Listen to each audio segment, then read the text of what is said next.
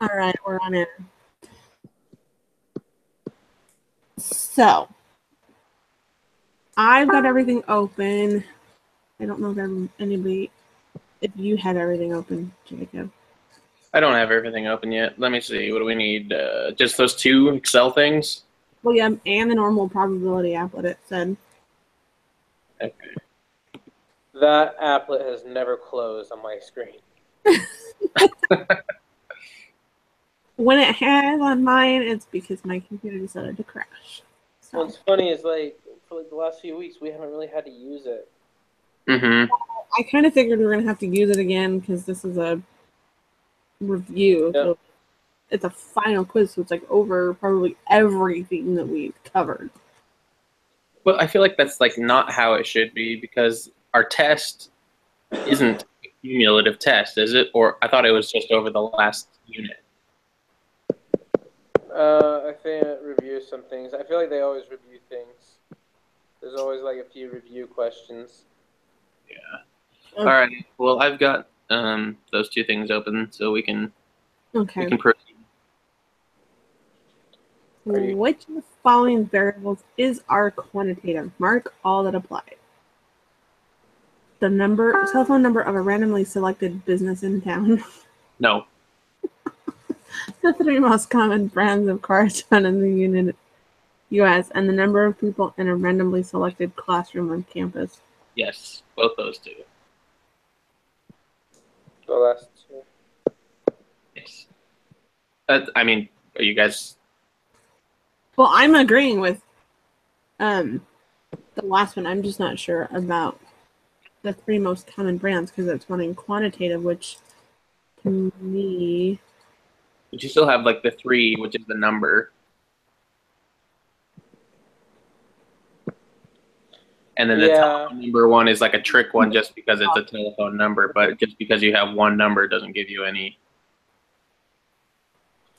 The only thing that is different for me though is like I feel it's saying the three most common brands, so it's categorical. Mm-hmm, that's true too.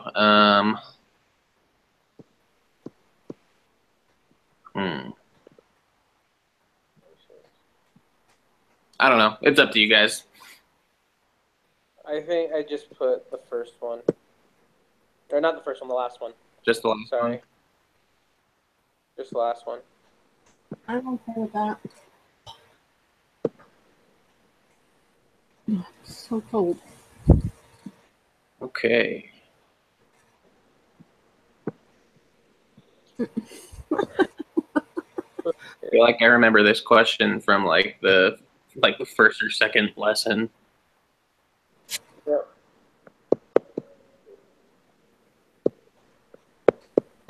Yep. So students in an introductory statistics class at BYUI of cold cereal at a grocery store in Rexburg. To get a sample of cold cereal prices, they went to Albertsons and rolled a die and to decide which box from the left to the top of the top shelf they would start on. They then recorded every 6 cereal after the first, moving from left to right down the shelves, recording the name, size, and price of each cereal in their sample. In this study, an experiment or an observation? Is this study an observation or an experiment, and why?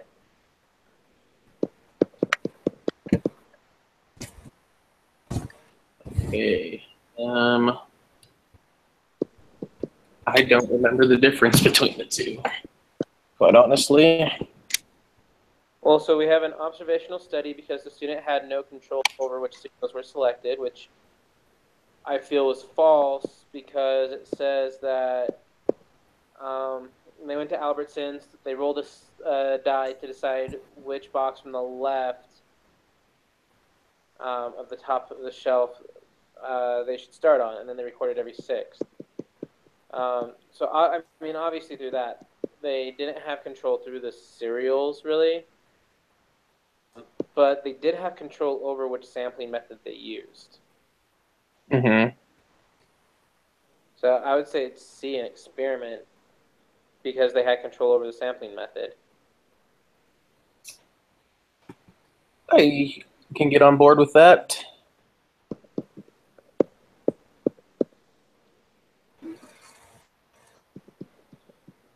definitely wouldn't be D. Yeah, not D. No. I want to say C. Okay. Question 4. How many of these are there? 46? Yes. Okay.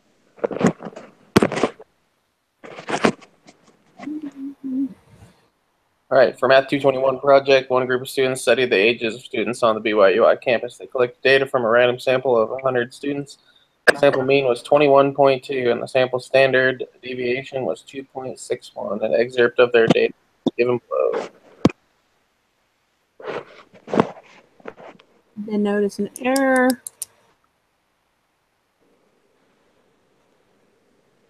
Use 21, not 12. What will happen to the sample median when the error is corrected? It'll increase. That's what I thought.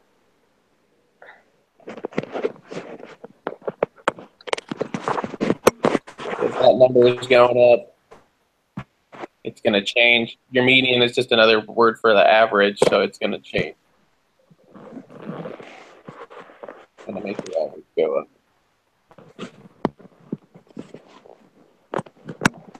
All right.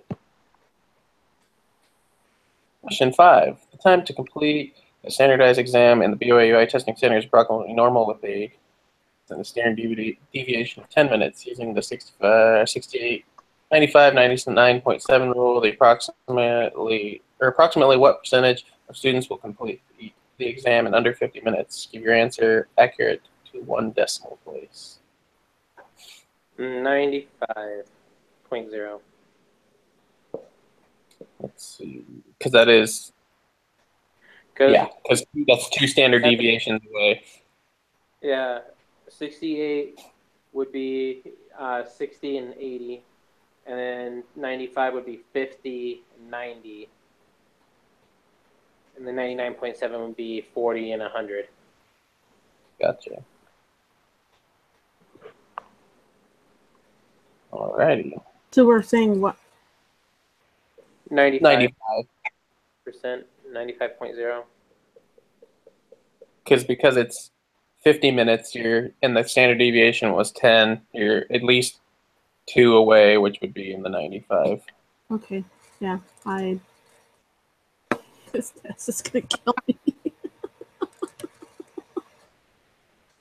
I just think the review is going to be tedious. I don't think, like I said, I thought that the last test was just over the last unit, not cumulative. I mean, they'll probably throw some stuff in, but not nearly as bad as this review.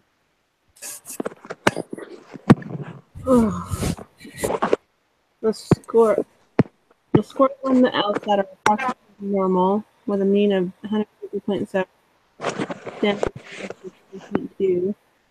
Mean school of business and interpreting requires a minimum LSAT score of 157 for admission. Find the 35th percentile of the LSAT scores. Give your answer accurate to 1 decimal place. Use the applet.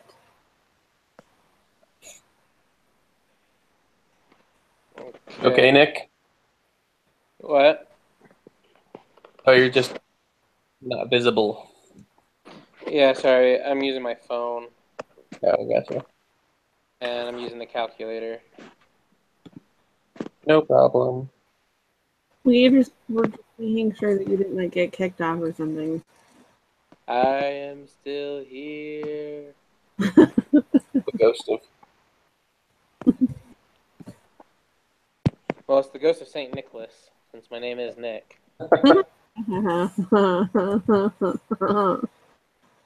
Don't tell your children I'm a ghost because they might think Santa. So for my z-score, I got negative 0.618. And now we need to find the 35th percentile. Mm-hmm. And I Okay. don't know how to do that.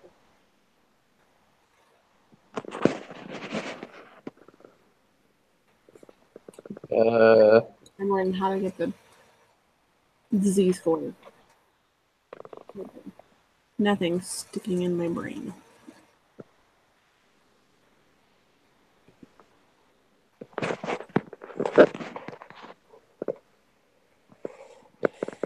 something with 157 and 150.7.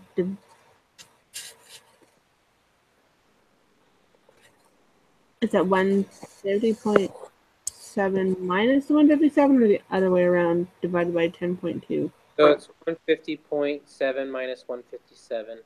Okay. Because it's the Funny. like given number minus the mu. It's like the mean minus the mu divided by the standard deviation, and in some cases divided by the standard deviation, which is also divided by the square root of a number.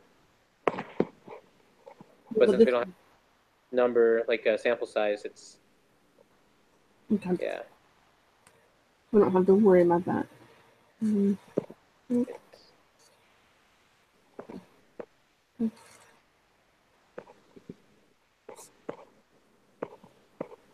It's funny because like I feel like I remember all of these questions, but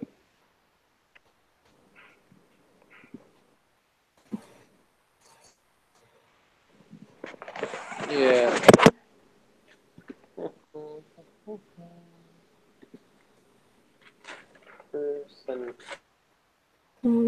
That's fine.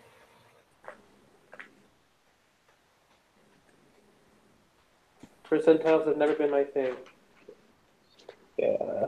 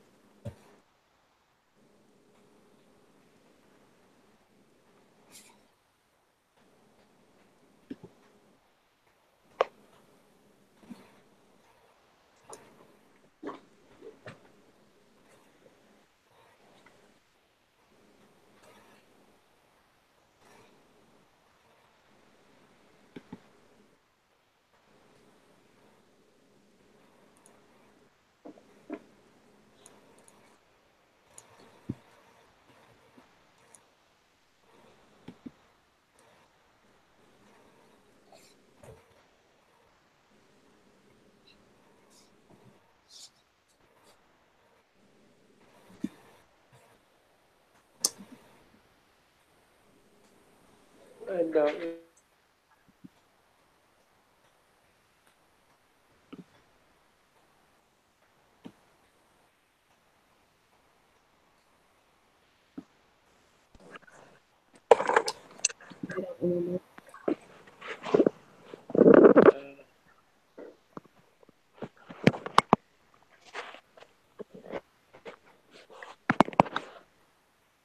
Guys, I'll be right back.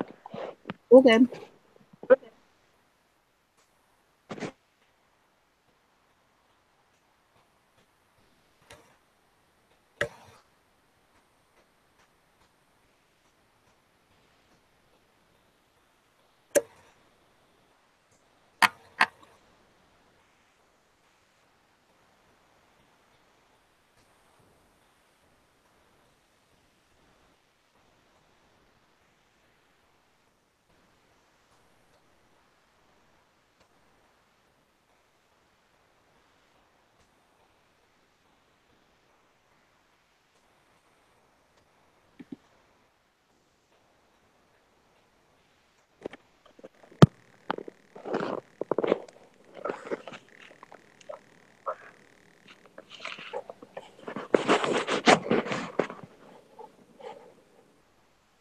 You're not. I really don't. I really don't remember how to do this. Okay. I do not. Like it's really easy.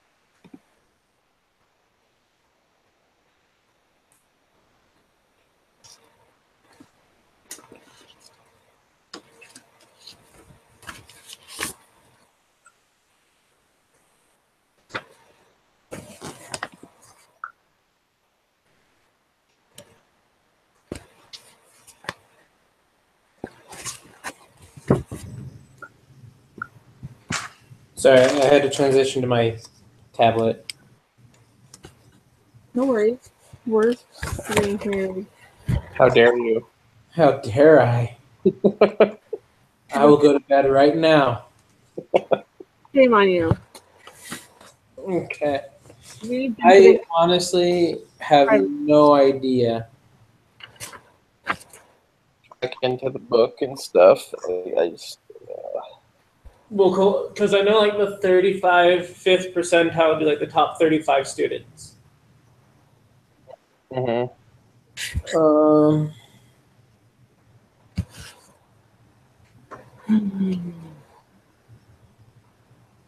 So do we have to find what's kind of Z-score, right? Yeah, the Z-score was like 0.618 or something like that. Let's see. Yeah, negative 0.618.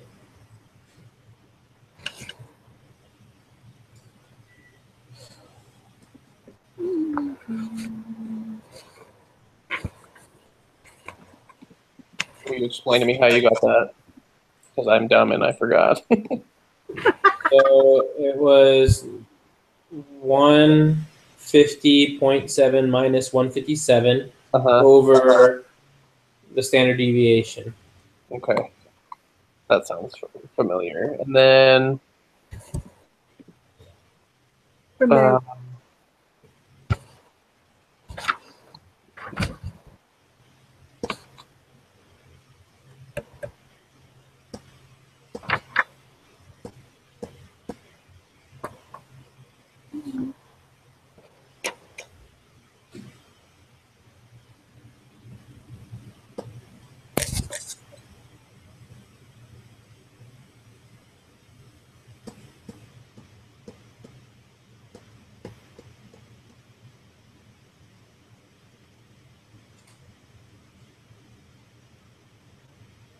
I think this is in lesson 5. If you want to open if any of you guys want to like open the reading.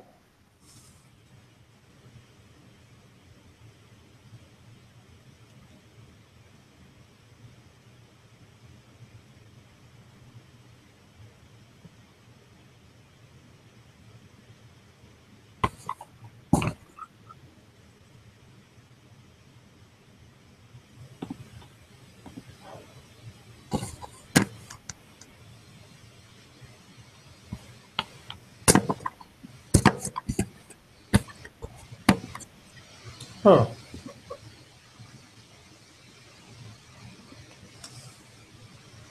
Yes. Yes.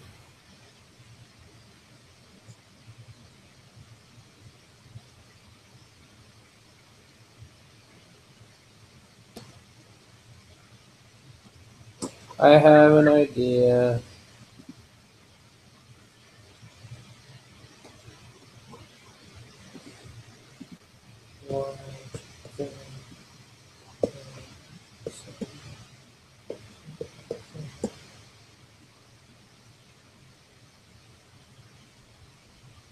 Hmm.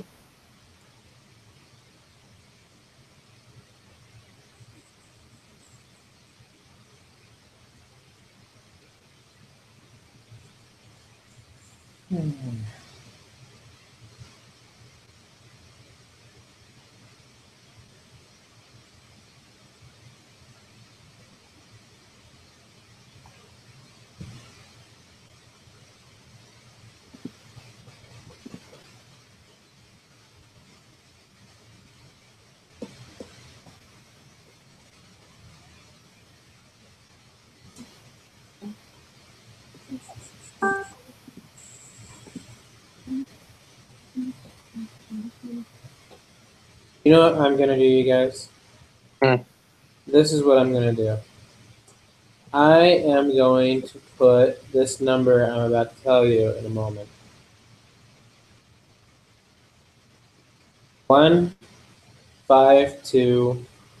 152.9.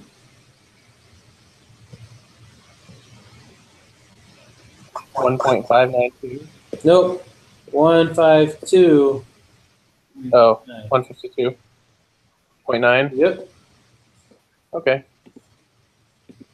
And we will see if we get that right.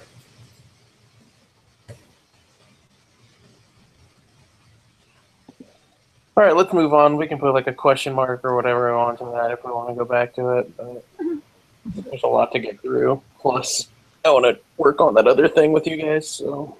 Yep. right. Team of dermatological researchers were studying skin cancer among 60 to 70-year-old American men. Suppose you are part of the research team and take a sample of men from this age group and calculate the mean number of skin cancer spots in the sample. Suppose that it is known that the distribution of the number of cancer spots is right skewed. Suppose the sample size of this study was 2. What would the shape of the distribution of sample means be? Skewed right, normal, skewed left? We cannot be sure until we examine the data. I almost feel like it's that one, just because 2 isn't a very big sample size. I kind of want to say it's skewed right, just because it's already saying that it's skewed right, and so with more sample sizes, you see it become more normal, but until then. Okay, I'm good with that too. I'm probably wrong, but That was my first initial impression. Was that it was skewed right? Yes. Okay, let's put it then. I was right, however. 2 to 1. 2 to 1. We operate under a democracy. no, it's a cheerocracy. Come on. Oh, that's Gotta cheer each other on.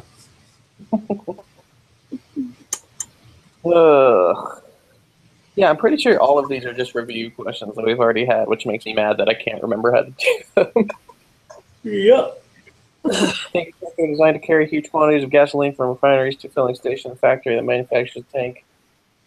The truck claims to manufacture tanks with a capacity of 8,550 gallons of gasoline. The actual capacity of the tanks is normally distributed with a mean of 8,544 gallons and a standard deviation of 12 gallons. Suppose that the simple random sample of 20 tanks is selected. The sample mean capacity is found to be 8,550 gallons. What is the z-score corresponding to the sample mean?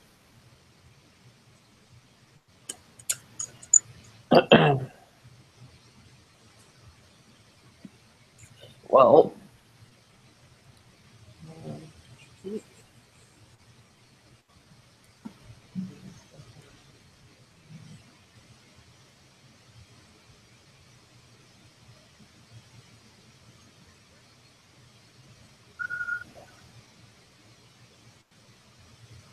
Okay.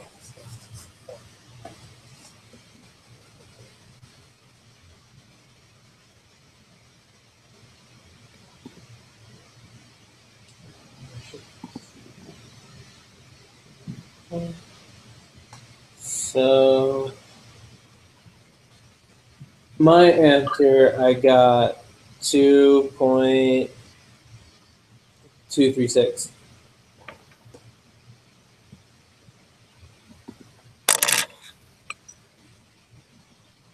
okay. And if you're curious to how I got that, I will answer that question. So we know what mu is. We know the standard deviation. Mu is 8544, standard deviation 12. We know that the number given is 8550. So I put in 8550 minus 8544 over 12. And then in question 8, it gives you a sample of 20 tanks. So that would be 12 over the square root of 20. So basically 8550 minus 8544 divided by 12 divided by the square root of 20. And you said you got 2.23 or 2.24. 0.236.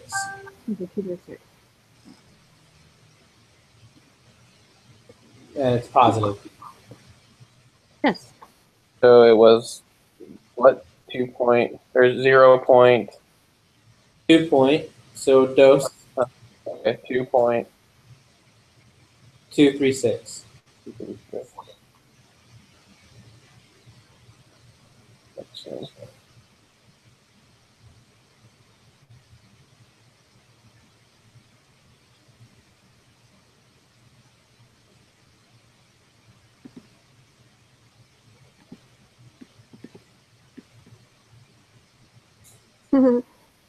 Mm,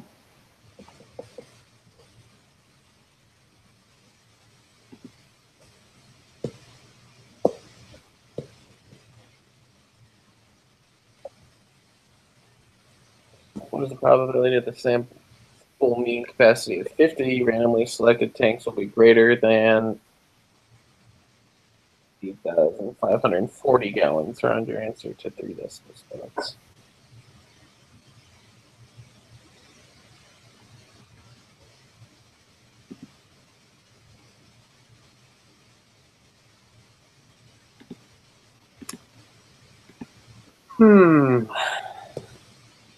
Is it the same equation?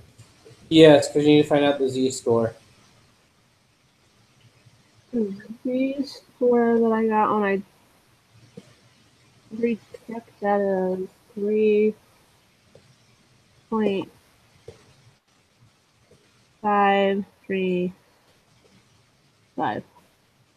You got what?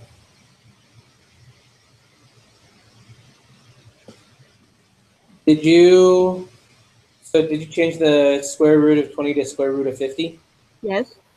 And did you change the 8550 to 8540? Nope. That would do it, wouldn't it? That would give me a wrong answer. It would. Well, let me recalculate then. So I got for a z-score negative 2.357. Yes. And then I put that into the normal probability applet. And since it's asking for greater than the negative 2.357, I just highlighted everything to the right of it.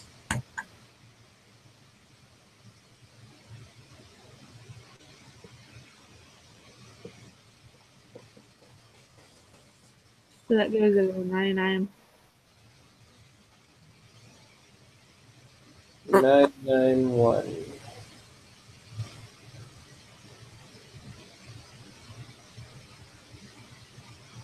Sorry, what did you get? 0.991. Okay.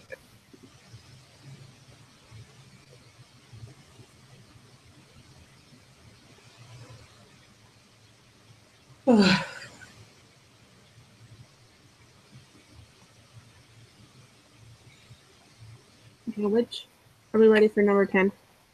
Yeah.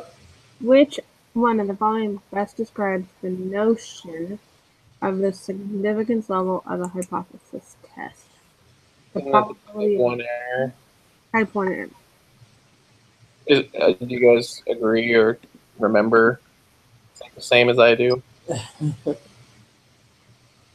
So it's describing the notion of the significance level of a hypothesis test.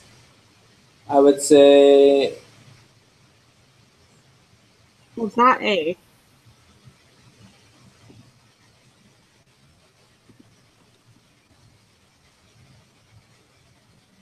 gosh, I don't know.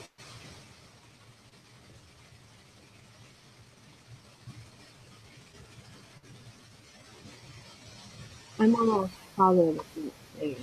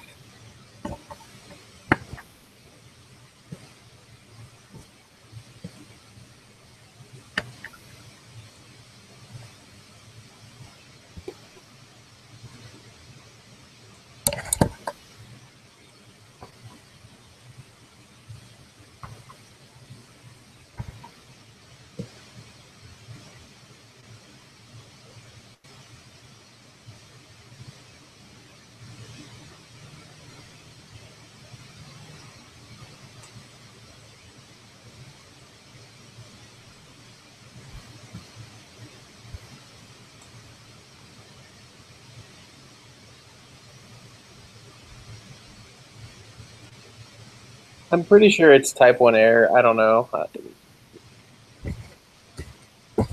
Well, I was gonna see if I can't find.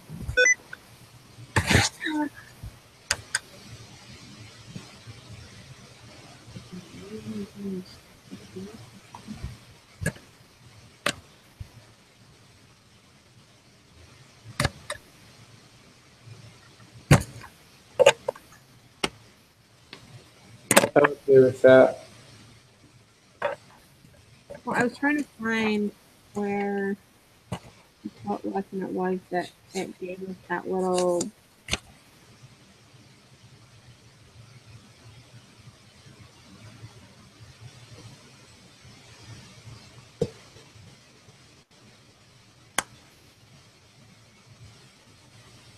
But I can't find it. Okay.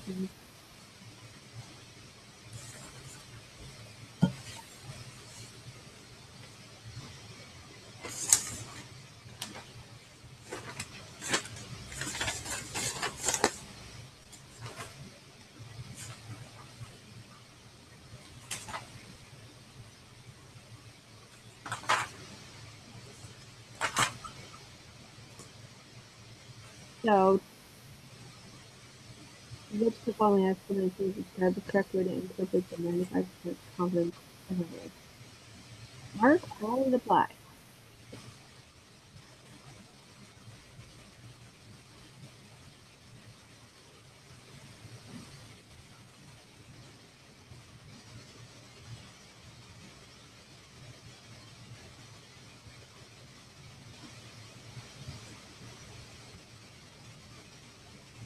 Win 11? Yeah. I think you were talking about this the other day, Nick, about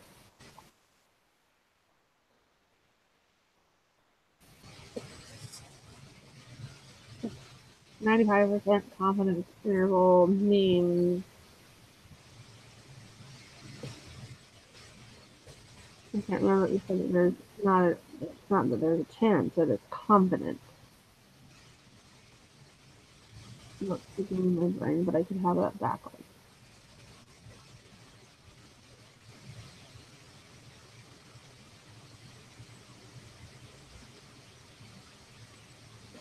Like none of them sound good except for like D.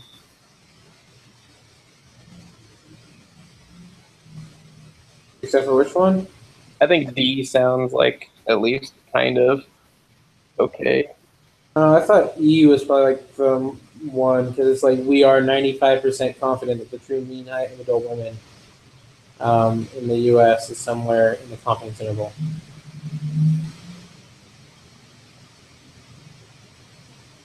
Oh yeah, sorry, that's the one I meant.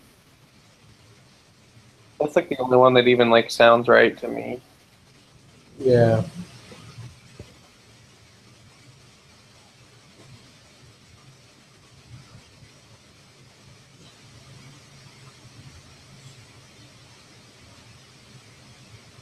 I don't know. I'm okay with just putting that one because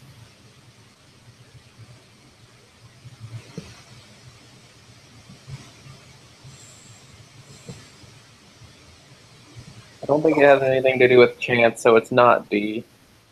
Right. C is too much. Like 95% of all 95% doesn't sound good.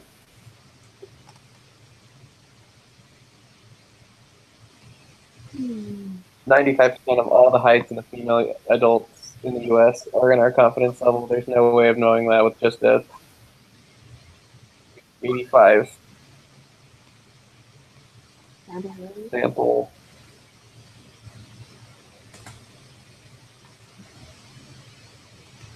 I don't know. I'm good with just putting E. Just with E or whatever. They're the last one.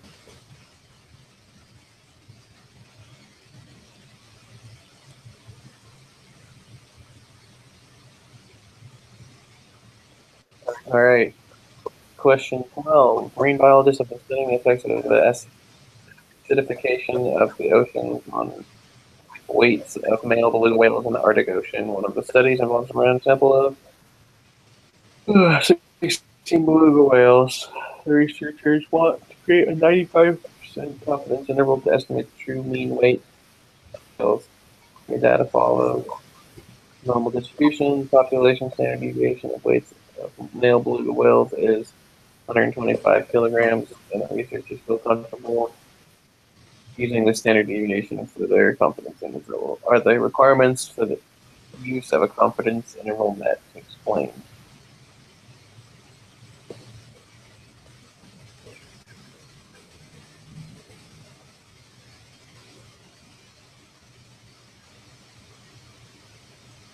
I feel like it's no because the sample size is small.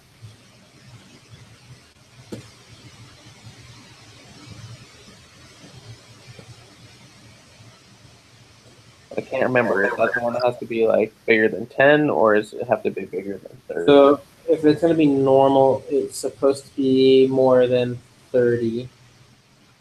Right. But they say,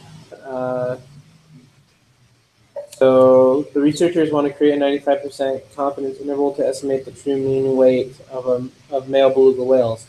Their data follow a normal distribution, the population standard deviation, yada, yada, yada. But it says that their data follow a normal distribution. So I would say yes, the distribution of sample means is normal because the data are normal.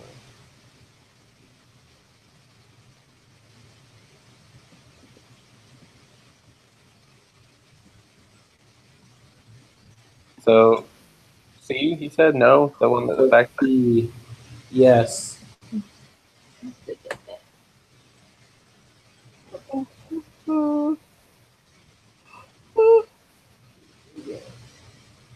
So B. Okay.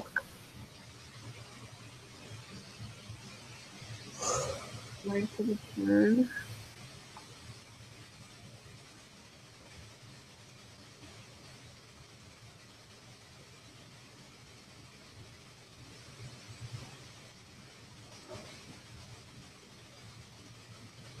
So 13, an investor with a stock portfolio worth several $100,000 sued his brokerage firm because he felt that lack of diversification in his portfolio led to poor performance for many years in a row. In an effort to avoid close public scrutiny, the firm agreed to settle the conflict by an arbitration panel. The arbitration panel compared a sample of 39 months of the investor's returns with the average of the S&P 500 stock index for the same period in order to determine whether there was a substantial decrease. The data are recorded in the rates of return spreadsheet. The S&P has a known population mean return of 0.95. Suppose that you are a member of the arbitration panel. Conduct a hypothesis test to determine if the investor's portfolios perform significantly worse than the performance of the SP and 500. Use significance level of 0.05. What is p-value?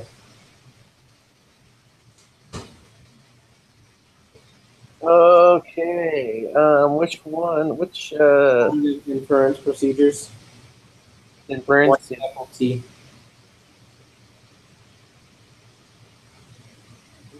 Okay, and type of test.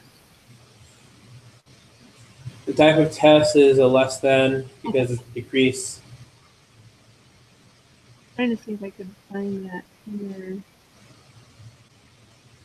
There was a substantial. No. Let's get my.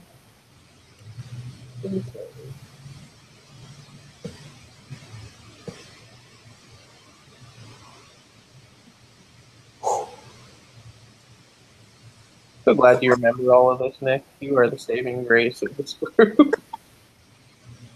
Well, I'm here for this, but I won't be here for that exam. I know. Like I said, I just hope that it's. Geez, you can't whisper in my ear for that. Darn it. What? The spirit whispered something to you for me? Yes. You don't want to know what it is. Did you get a weird 2.61184 E dash 14? E negative 14? Yes. Yeah, so your answer would be 0.000 Yay! because the E is exponent, negative 14 is the negative 14th power. Okay, that's what I wanted to know what that meant. I had no idea. Yep.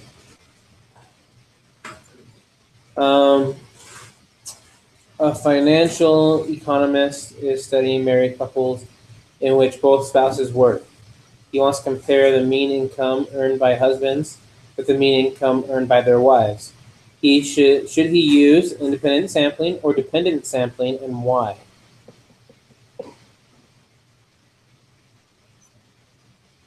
Um,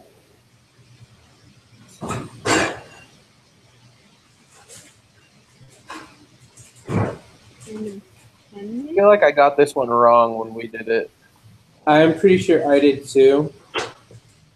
because I thought that they were dependent on each other, but I think it's actually independent. Yeah.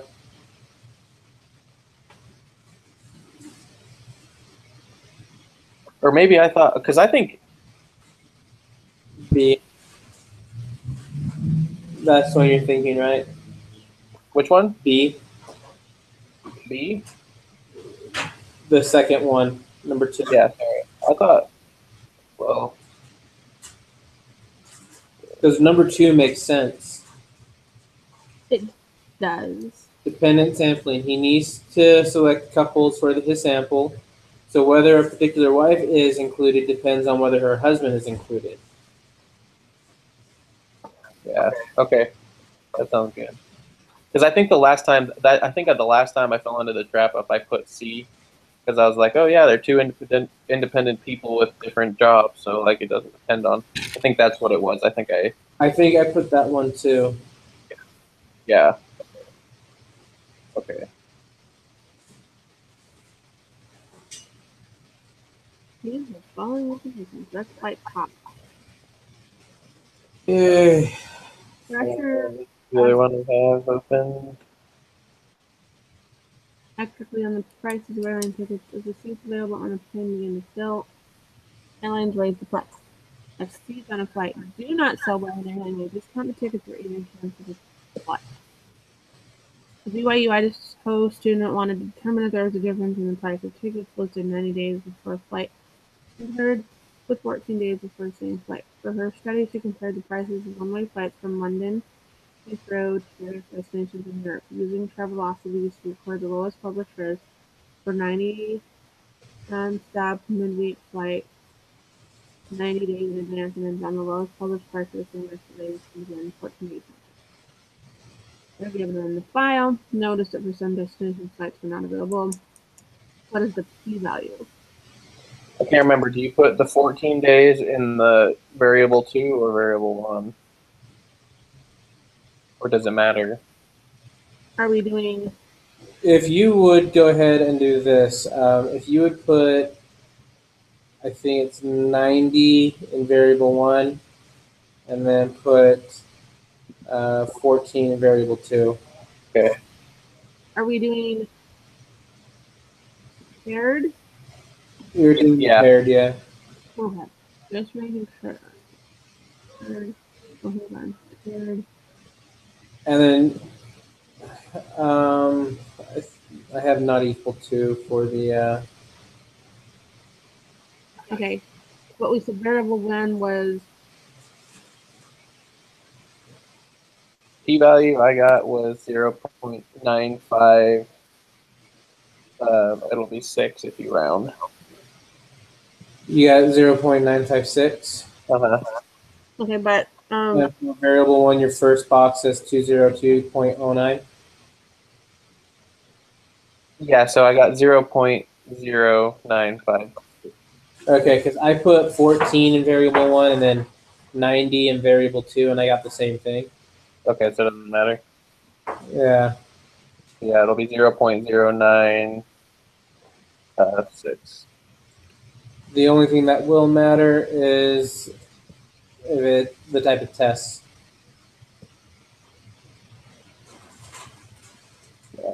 which I'm pretty sure is just it's not equal. Mm-hmm. Yeah, I think so too. So 0.096. And based on this result, we failed to reject because the p-value was greater than the level of significance. So A. So, blah. 0 point or 0.0956. 0.096, Um, which is greater than 0.05. Mm-hmm. Yeah, so it's greater than.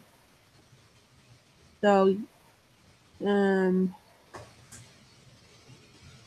So A should be the answer. there's a difference in the level of cost. So yes, because the p-value was greater than the level of significance. Is that right? Sorry, you're kind of quiet.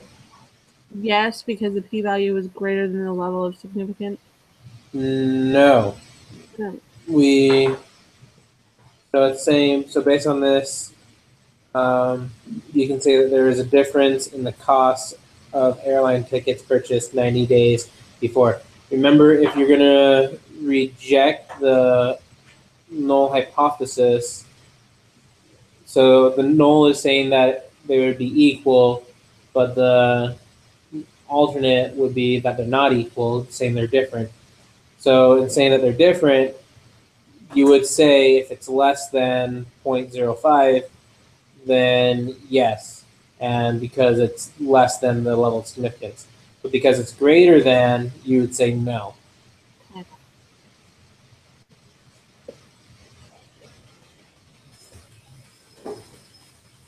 All right. Real estate company wants to evaluate two of the home appraisers for consistency and preparation for their annual state certification. It is important that different appraisers be able to give similar estimates for homes and other properties. The company selects a random sample of 10 homes in different neighborhoods around the city and independently asks each appraiser for an estimate of the home value. After they receive the estimates for each home, the company subtracts the value given by the first appraiser from the second, or from the value given by the second appraiser. They create a QQ plot of the differences. Excuse me. And see that the points in the plot roughly form a straight line.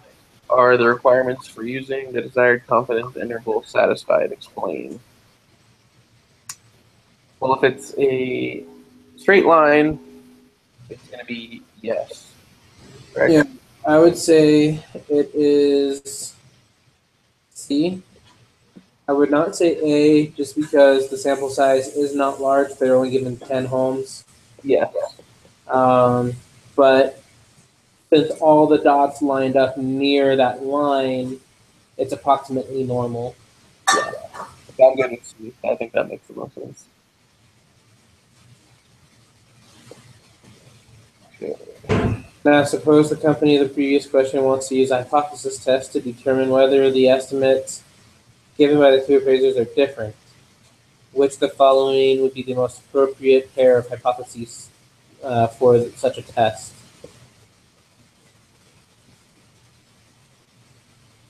I'm thinking A. I would say A. That's saying they're equal to, and it just wants to know if they're different, so that means not equal to. And it's not equal to 0, and the only other one that said would be the same format would be C, and it's not 0. So I think A.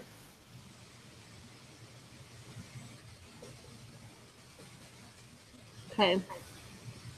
Suppose you create a 95% confidence interval for mean and get negative 2.246 and 8.775.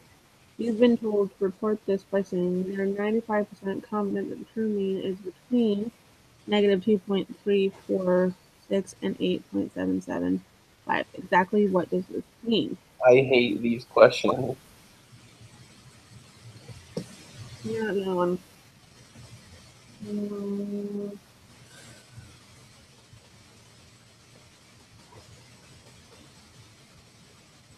So I would say D, 95% of the sample means are between negative 2 and 8. Okay. I'm good with that. Yeah, I'm gonna say either. Just because they're saying we are confident or 95% confident the true mean is between these. Exactly what does this mean? It does not mean that there is a 95% chance. It does not Right. mean that there's 95% of all 95% confidence intervals actually contain true mean. And I wouldn't say that it's 95% of the data is between that, Sample mean. although that could be it. So here's a fun one. I remember this. I don't. Didn't you just have to like take like 4 times 10? Isn't it like 40? Yeah.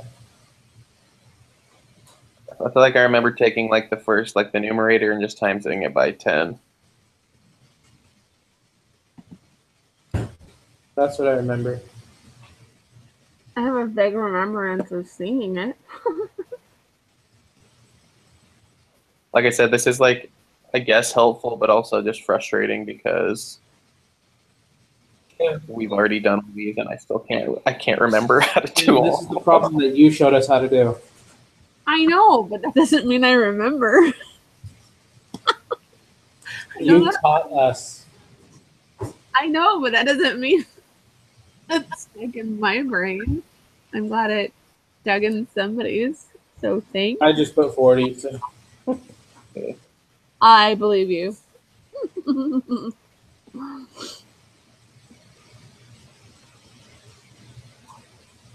little brother has a career batting average of .233. You want to determine the probability that he will have a batting average of over .250 next season when he will be up to bat 40 times. Are the conditions met so that the sample proportion of P hat will be approximately normal? I feel like I remember this one being B, but I can't remember. Let me do that math real quick. But maybe not, so hold on. I feel like the answer is A. Just because, so we have his career batting average. You want to determine that he will have a batting average that is greater. So you'd have kind of like what you're kind of looking at him trying to be and what he currently is. So it would be like the .250 minus 2.33. And then you have 40 samples that he will have for that season.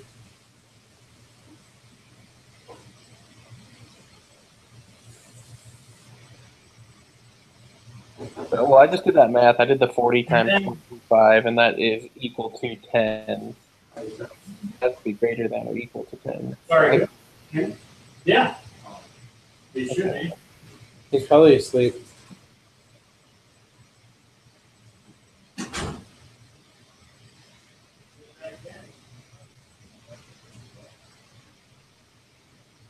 All right. Jacob, you were saying that it equaled 10. What? Yeah, so I feel like I kind of remember this for the sample proportion thing. Like there was that equation where if it's like this times this, if that's equal or greater than 10. And that for that math right there, that would satisfy that. But I also like understand. Yeah, bro. I don't know. I just feel like the answer is still A. Looks like your mom. Because I don't remember ever talking about P hat with that? this part. Like, I know there's the N times P is like greater than 10. But for that to be true, then you'd also have to say that you have the N times 1 minus P is greater than 10. Okay. I just remember some kind of equation like that. So, but I'm good with putting A. Yeah, I just know like usually whenever they show the N times P is greater than or equal to 10, there's always been that you also have to say N times 1 minus p is greater than or equal to 10. Okay. Because it's strange that they would just show like one of those. Right. Correct. Yeah. I get what you're saying too, because it just wants to know if it's normal, and because that is more than, if 40 is more than 30, it would prefer to be that. All right, we're almost halfway. Oh, we're halfway there. I am in a meeting.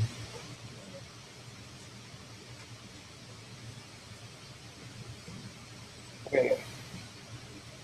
Statistics from random pool of 140 game cells from the testes of a dog to determine the proportion which contain become the development into a male. Assume the unknown true proportion of dog gametes that contain the male chromosomes is 46%. Geneticist concludes her survey and calculates p hat equals 0.512. Which of the following is the most correct interpretation of this statistic? Oh, I totally remember this one, and I got it wrong. So I know not the answer. How could you forget the dog testicles? I don't think of dog testes all that much, Jacob. I don't know what you're thinking about all the time. Well, I mean, how could you forget a question that like asks about that? Oh no, I'm not saying I forgot it. I'm just No. saying I got it wrong. Oh, okay. I remember the question. Is there any way to like to go back and look at the grades or like the answers that you put into old quizzes? Probably, but I probably wouldn't be doing that, especially when we're recording or talking about that as we're recording. All right, for the record, I'm not doing that.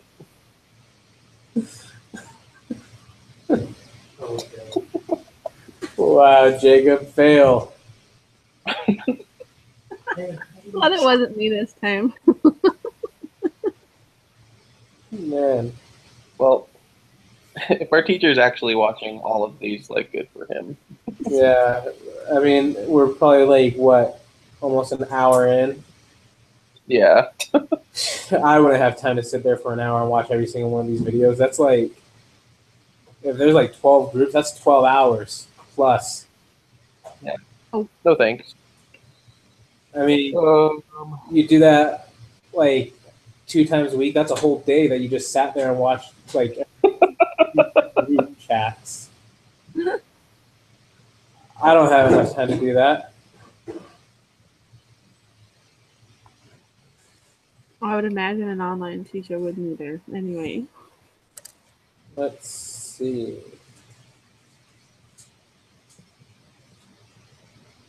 When did we do the P statistic or the P caret thing? Was that like 2 weeks ago? I think that was like 3 weeks ago, maybe. 2 weeks ago?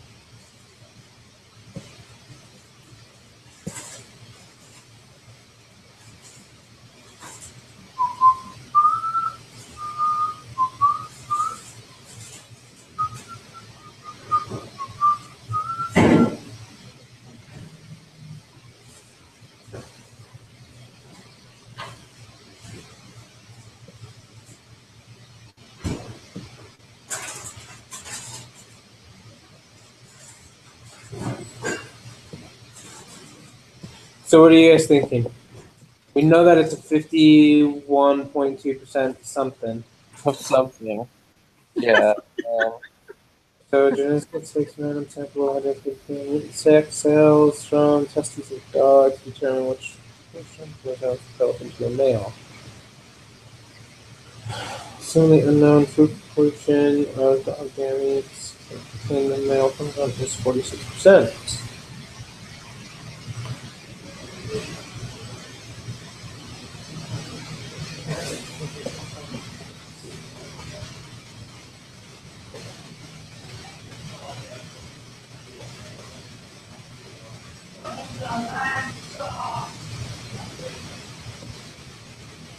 I'm thinking it could be all of them, but I don't think it's B. I definitely don't think it's B. Now we're down to 3. I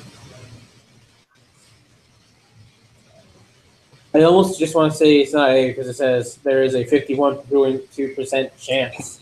Yeah. We don't deal with chances. We're confident. No, yeah, we're looking for confidence. Maybe B, 51.2% of the gametes in the samples have the male chromosome.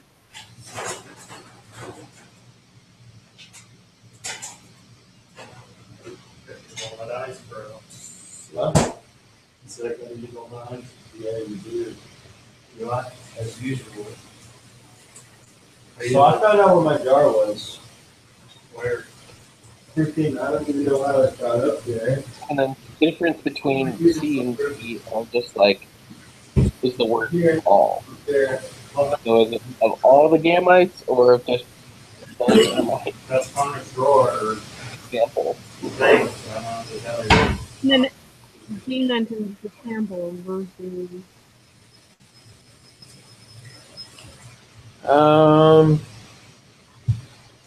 Honestly, I'm leaning And towards then my bowl. the D. Me too, because there's no way. Because at least that's like dealing with the sample. Right.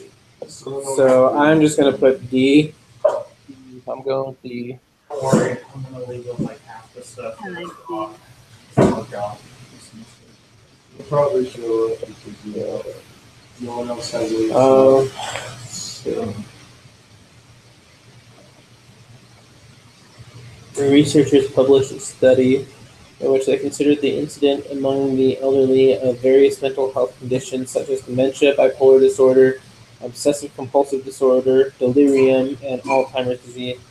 In the U.S., 45% of the adults over 65 suffer from one or more of these conditions considered in the study. Calculate the probability that fewer than 320 out of the 750 adults over 65 in the study suffer from one or more of these conditions under consideration.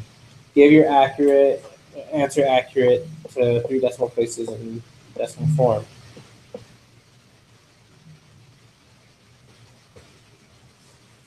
Oh man, this one. I feel like I should have this written down somewhere.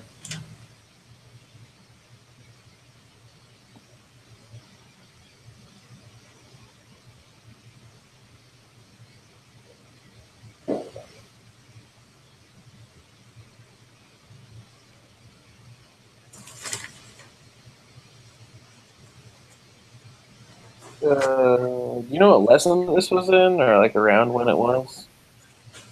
It was more recently, I know that.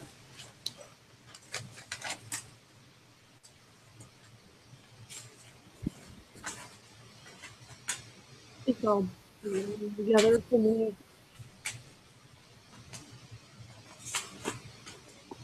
That's not helpful.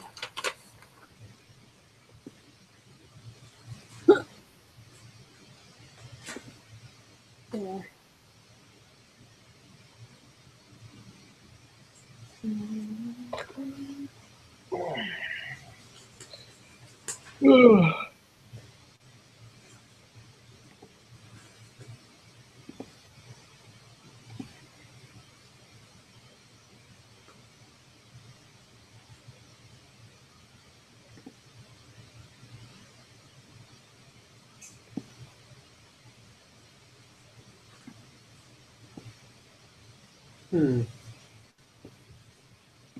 Okay. I think I might have found it. So, where's my phone? So I need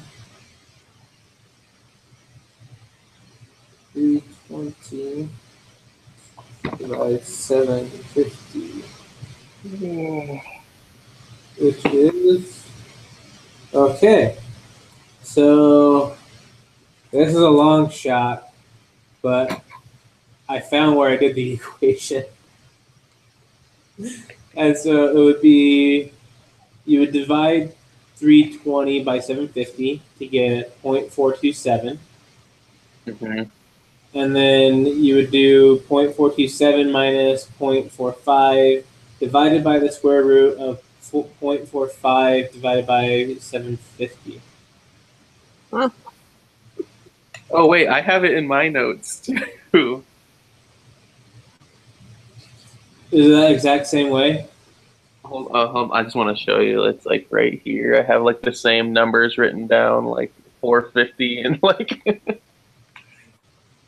Yep. So Yeah, so I have 0.43 minus 0.45 divided by the square root of 0.45.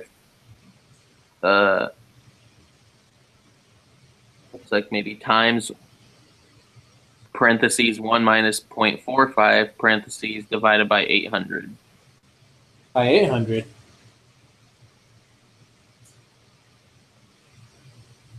I don't know why I have 800. The rest of that made sense except for the 800. What should it be? Should it be 750. It's because we only have 750 sample sizes. Why do I have 800? Maybe you went off into a different question. Maybe. For me, I'm just a little confused on mine because I only wrote 0.427 minus 0.45 square root, or divided by the square root of 0.45 over 750.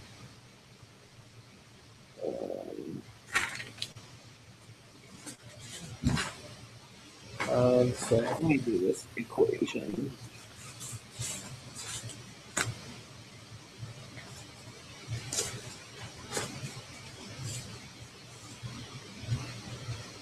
which I would definitely go with the way you put it.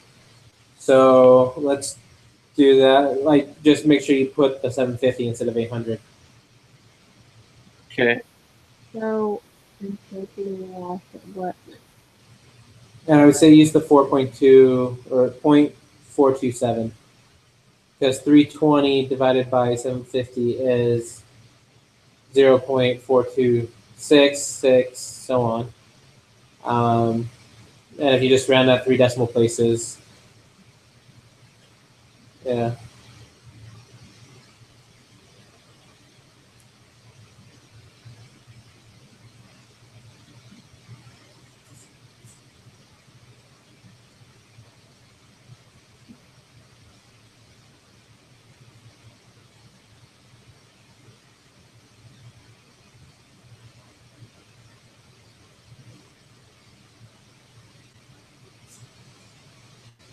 I got 1.266. No, I didn't put the square root. I failed myself. You'll fail yourself. Here we go. We're supposed to do the z-score or probability? Give your answer. Calculate the probability. I gotta redo this. Hold on. I can solve it. 1.266.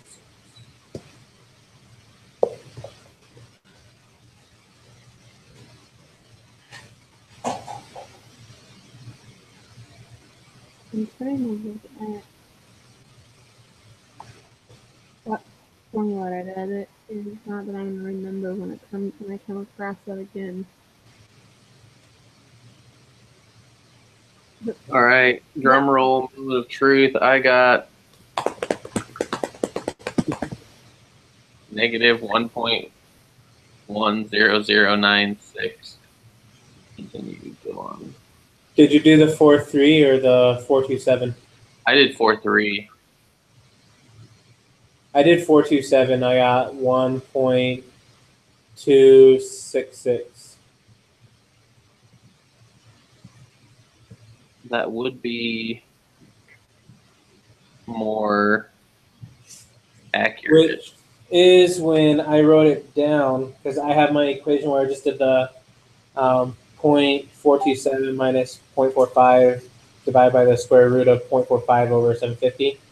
Mhm. I don't know why I didn't put the rest of it there, but I have it right next to it, 1.266 negative. Negative 1.266. 1.266, yeah. So negative 1.266.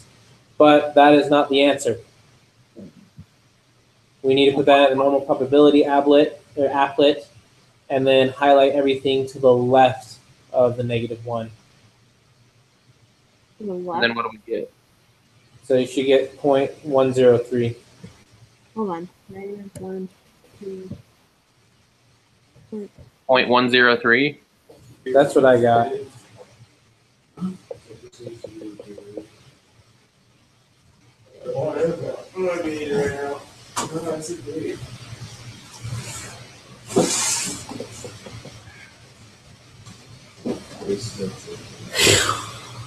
I don't know, I'll put it in there. I was just curious, so I can. That's all I got in there. Is it the equation between 1 and 2? All right, I'm good with that. Cool. Question 24. Suppose you're testing null hypothesis P equals 0.62 against alternate P is not equal to 0.62. You have calculated the test statistic to be 1.334.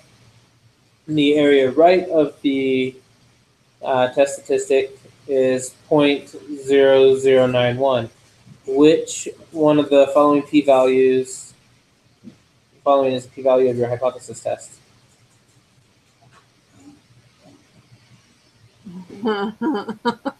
Okay, I think I remember how to do this. 1.344.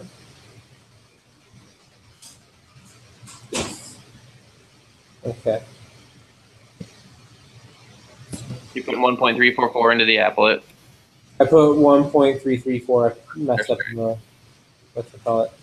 So yeah, so to the left and to the right, like if you're on the outside, that's smaller than and greater than. The middle is your different, which is 818, Okay. which is not there.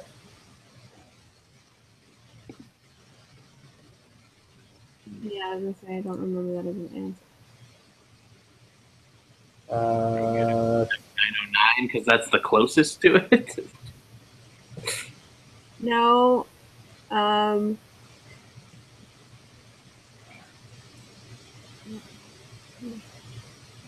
It shade both sides, not the middle, and you get 0.1822. That sounds good. So 0.182. Yeah, you get that. That sounds right. Yeah, that sounds right. Okay. Because yeah, you want to. Yeah, I'm going with that. I have that. Yeah. Kim, what will we do without you? I don't know. Suppose you're a dog breeder getting gametes out of a dog testicle. No, just kidding. And you want to use a confidence interval to estimate the true mean fertility levels of a purebred Cocker Spaniel. It is known that the distribution of fertility levels of Cocker Spaniels is normal. How many measurements must you have in order to be sure the sampling distribution of X is normal? Is that D? Oh, this one's tricky. It's the last one. Any N will do. Throw it I in. am definitely torn between that one and only that one. I feel like is this the one that I'm remembering that should be like the what was it, the fourth one, D? The NP is greater than or equal to 10 and n times 1 minus D. Yeah. I am I can live with that.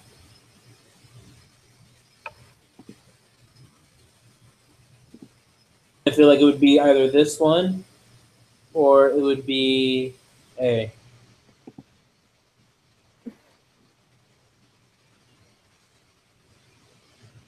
Yeah.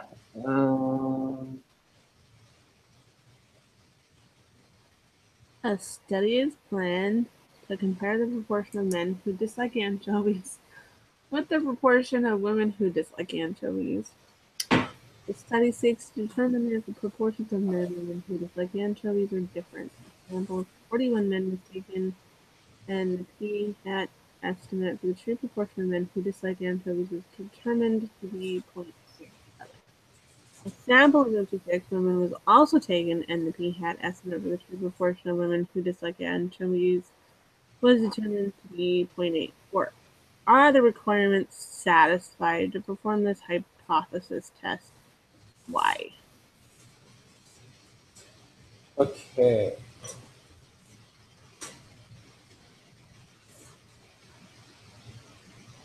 So we have N.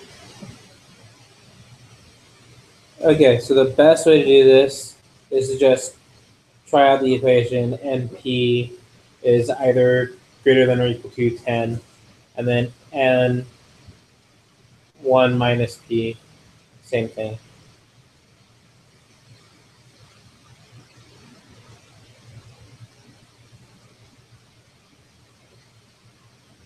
So that would be 41 times 0.67 okay. is greater than 10. And same with 41 times 1 minus 0.67.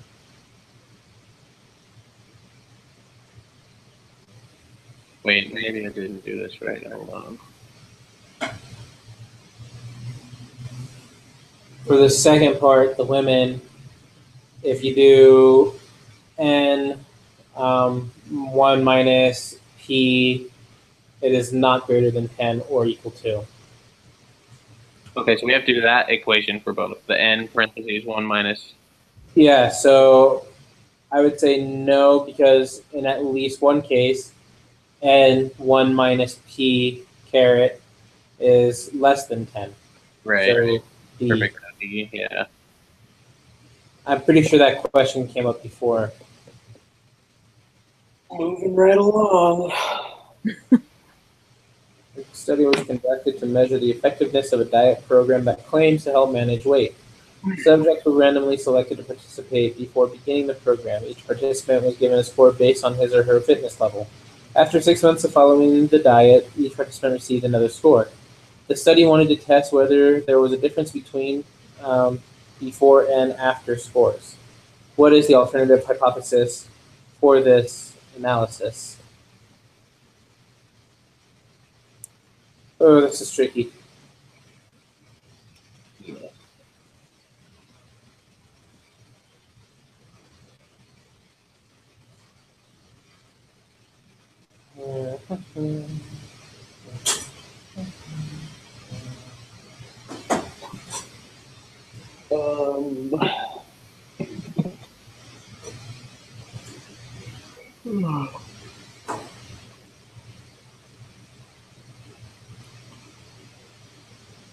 I kind of want to say B.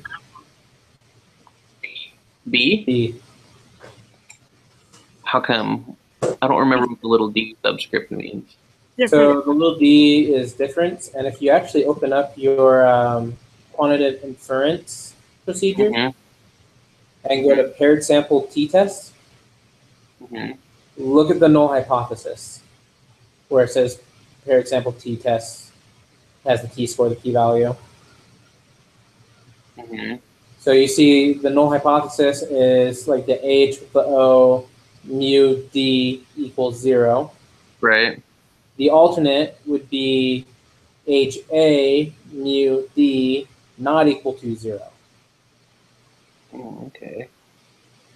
Because it's talking about differences. Because this was also dependent as well. So like you're looking at the before and the after, just like you were looking at before the height of the fathers to determine the height of the sons. Right, okay.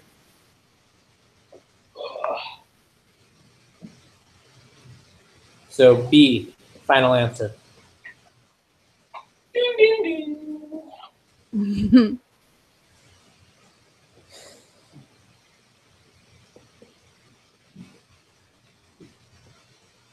Okay. Weight Watchers wanted to predict how much of weight a client would lose if they followed a prescribed exercise program in addition to their diet program. Volunteers were randomly divided into two groups. One group dieted but did not exercise, and the other group dieted and followed the exercise program. For the exercise group, they used linear regression with percent compliance with this exercise program as the explanatory variable and pound loss in 3 months as the response variable. One of the clients was told that his residual was 5.5 pounds. What does this mean? His predicted weight loss was 5.5 pounds higher than his actual weight loss. His actual weight loss was 5.5 pounds higher than his predicted. His actual weight loss was 5.5 pounds higher than it would have been if he had not exercised. And he didn't predict weight loss. His predicted weight loss was 5.5 pounds higher than it would have been if he didn't exercise. What?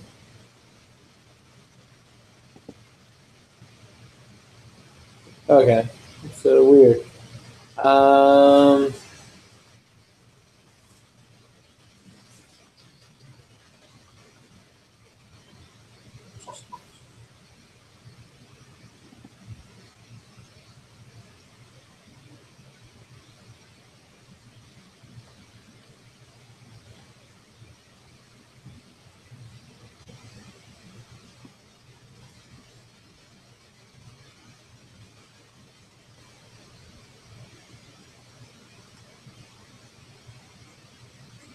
I don't know, guys.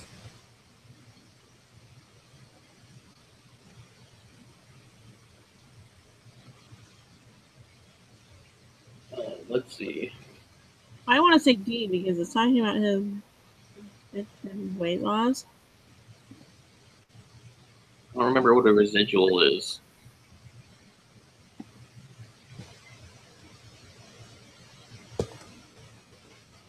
It's the answer like What, dude? Yeah, Kenny got it. David? That's right. Kenny got it from his mom and dad. Oh, okay. What they do? Yeah, dude. So a residual remaining after the greater part or quality is gone.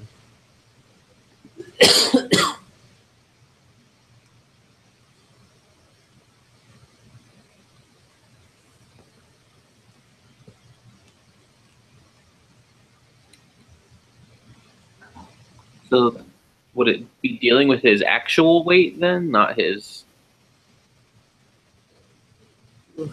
predicted? It's weird that it would say like the actual weight loss was 5.5 pounds higher. Yeah.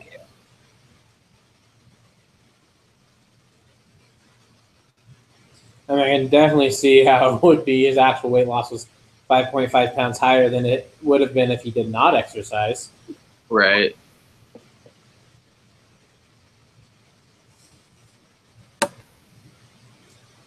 I would probably say that, I don't know, like, it's easier if you know the predicted. Right. Like his predicted weight loss was 5.5 pounds higher than it would have been if he didn't exercise. Is that what it's saying between like the two groups that one did and one didn't? Let's see. So they want to predict how much weight a client would lose if they followed a prescribed exercise program in addition to their diet program. For each group, they use linear regression with the percent compliance with the exercise program as the explanatory variable and pounds lost in 3 months as the response variable. So, I'm leaning towards C. I think C makes the most sense. yeah.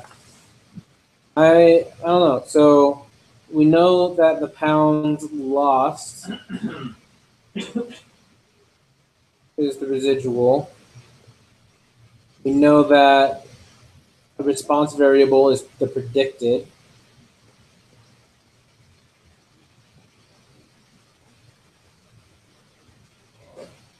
I don't know, I kind of want to say D, just because, like, we're not using anything that's actually, like, we're predicting. It's like a prediction. Because whenever you talk about a response variable, it's always a prediction.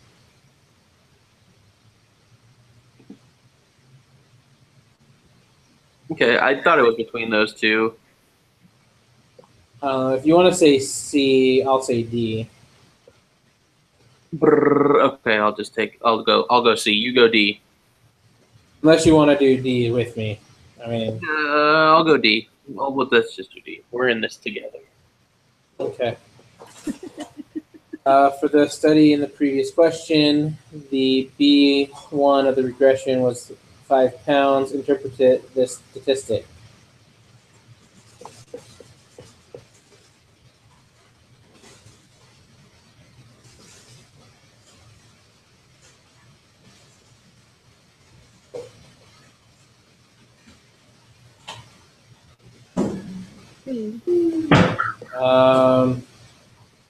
I would definitely not say A.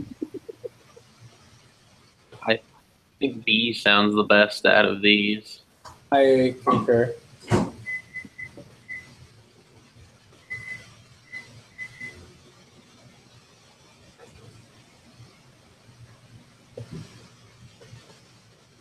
Oh, this one should be very familiar.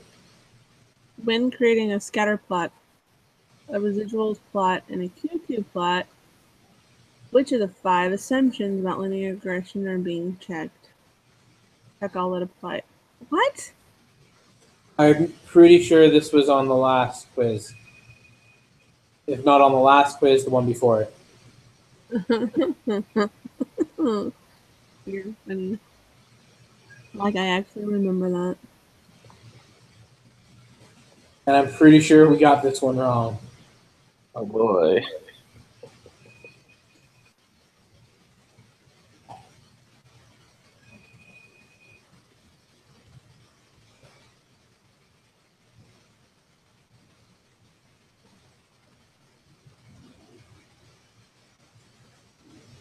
Well, one of them has to do with the dependent variable, right?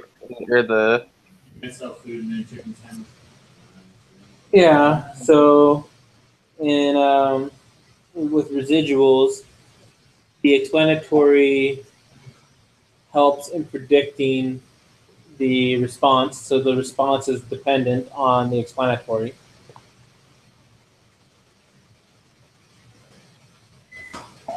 So that would eliminate C. B's, I'm pretty sure one. And then D, there is a linear relationship between X and Y. Yeah. Residuals are normally distributed.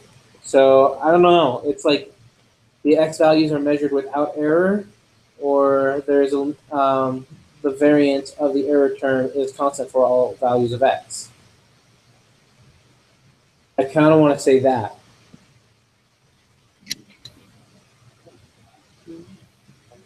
I don't know why, but I kind of want to say that.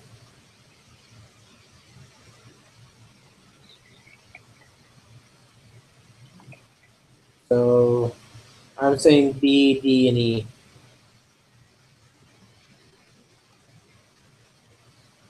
BDE.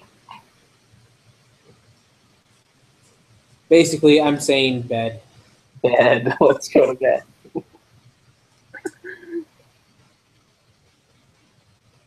Oh yeah, use the next to answer your next 12 questions. Is that like the rest of the quiz almost?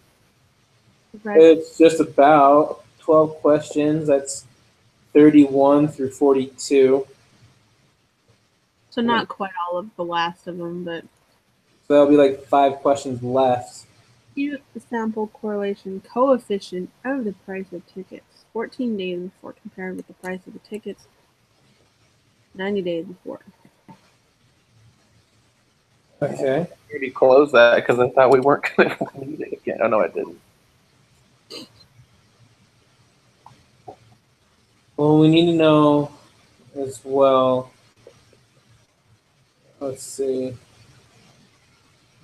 Compute. Because we're using the most recent, I think, the linear regression. All right. So it wants us to put it in.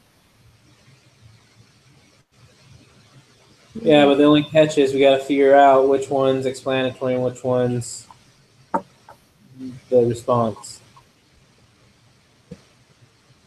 You wanted to predict the price of tickets 14 days based on the price of tickets listed 19 days before. You compare the price. So wanted to predict the price of 14 days, so prediction, based on the price of the 90 days. So 90 days is explanatory, 14 is response. Let's delete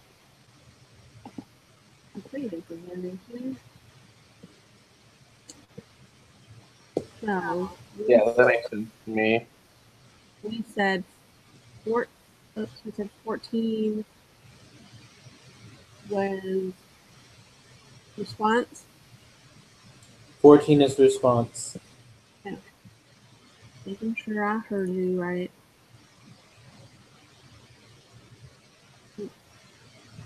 And then 90 days.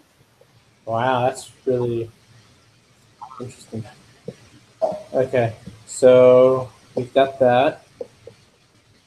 Now we need to compute the sample correlation coefficient of the price of 14 tickets before compared with the price of 90 days before. Compute the sample. Give your answer in 3 decimals. So I want to say it's 0.990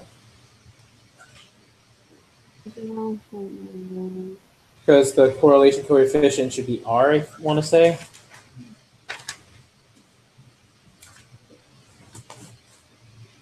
Okay, well that doesn't. Wait, what's your R value? My R value is 0.990 under model summary. Uh-oh, because mine is 0.780. That's what I got. By putting. Oh, wait.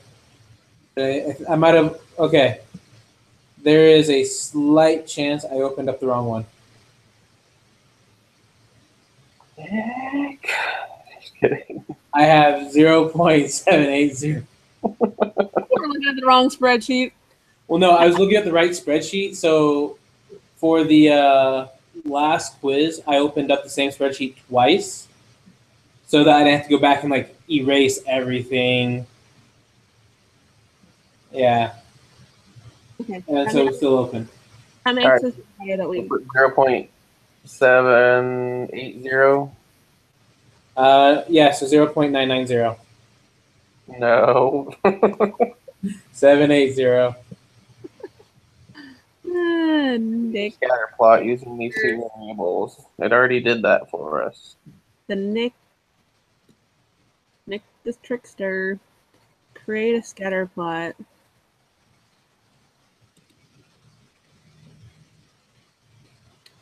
Using the variables. Okay. Barely. So linear is fairly strong positive association, only because remember if it's like closer to 1, it's a strong positive. If it's closer to -1, it's a strong negative. If it's closer to 0, it's nonlinear. So with a fairly strong positive association. Yeah. That I remember. All right. Moving along.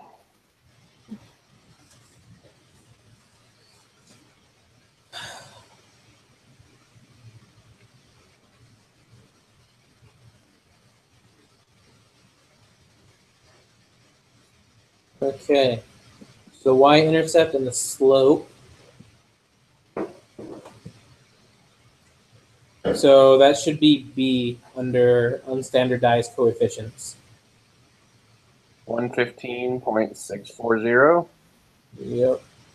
And 0.627 for slope.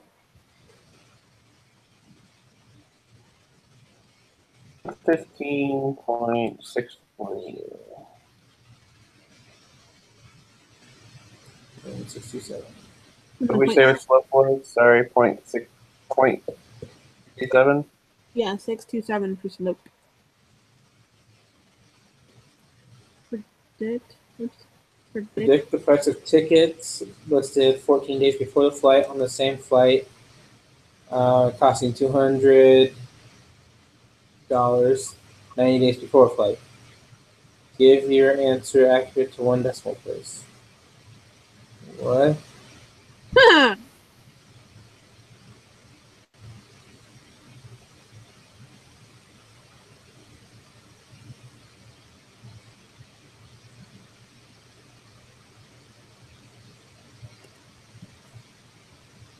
Okay, that's not confusing.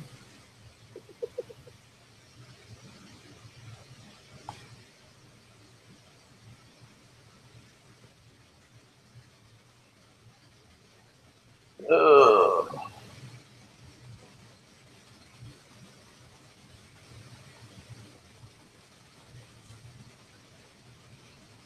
Yep, I feel like you'd have to do something with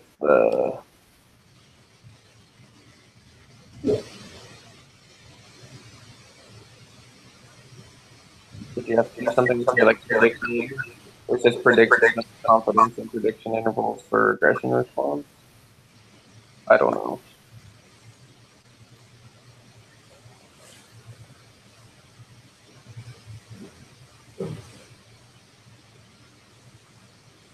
Let's see.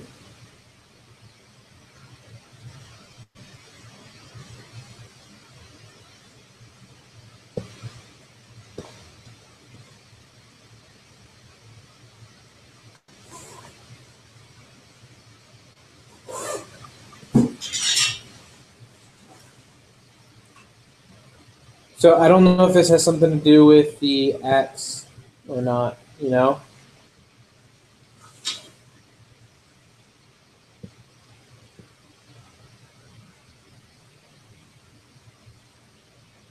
Yeah, I don't know. Like the X where it was like you can only put 1 through 6 or whatever. If the X would be the 200 and the predicted would be whatever.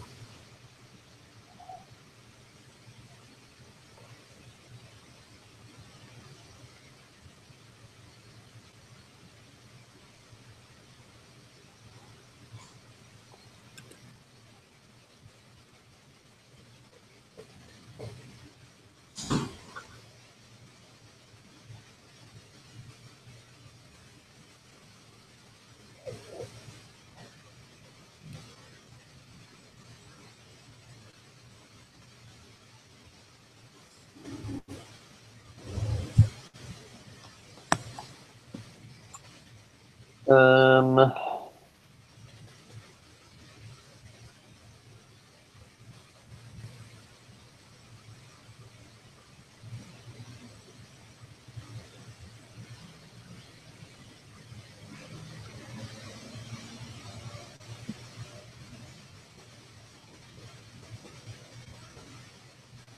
I do not know.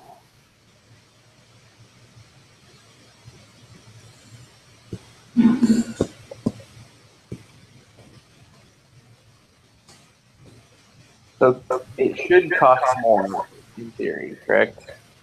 I would think so. Because it's so much slope.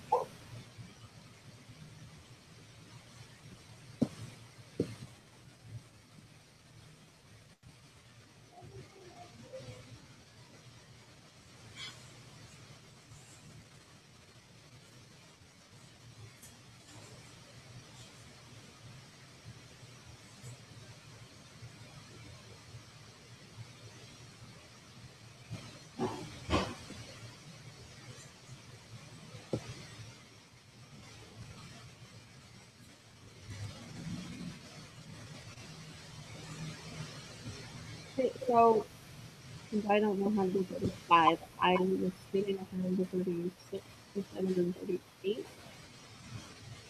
which is lower confidence interval, lower bound of the confidence interval, of the confidence interval, and then margin of error. Well, real quick, what did you guys put for that question Which one? for 35? I haven't put anything yet. Okay, well, I just put the 200 in that one spot, Mm-hmm. and I went with 241. So you put 214 in like a missing spot? No, I put the $200. So it says predict the price of tickets listed 14 days before a flight based on the same flight costing 200. Uh-huh. 90 days before, unless the only other thing I could think of is if somehow like we're supposed to look at the 90-day and see if there's a $200 flight, and then just take all of them out except for that one and the 14-day for that day. I mean, I'm looking through them right now. I don't see any that are like $200 exactly. There's cell 47, which is 199.69. 47. That's on cell 45 for me. Yeah. That's like the only one I've seen so far.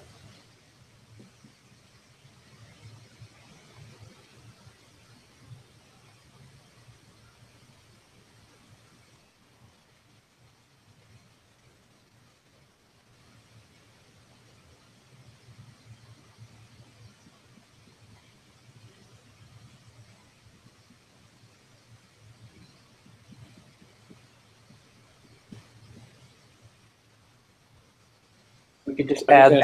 31 cents. We could just add 31 cents to that one's whatever 14-day.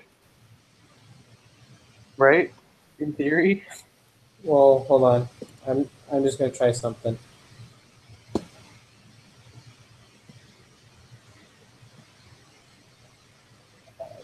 $0.31 to load.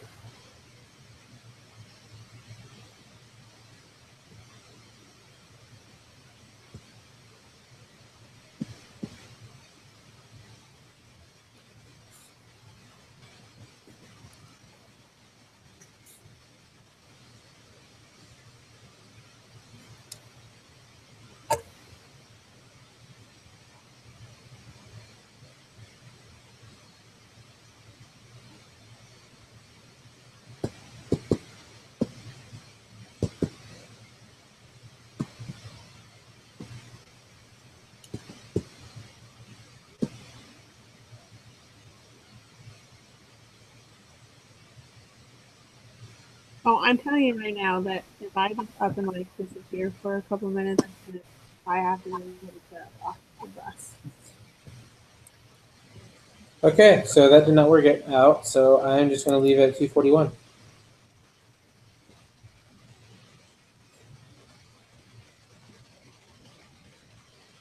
My question is, we shouldn't have to change any information in that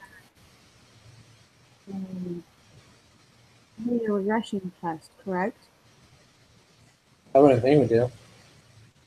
Okay.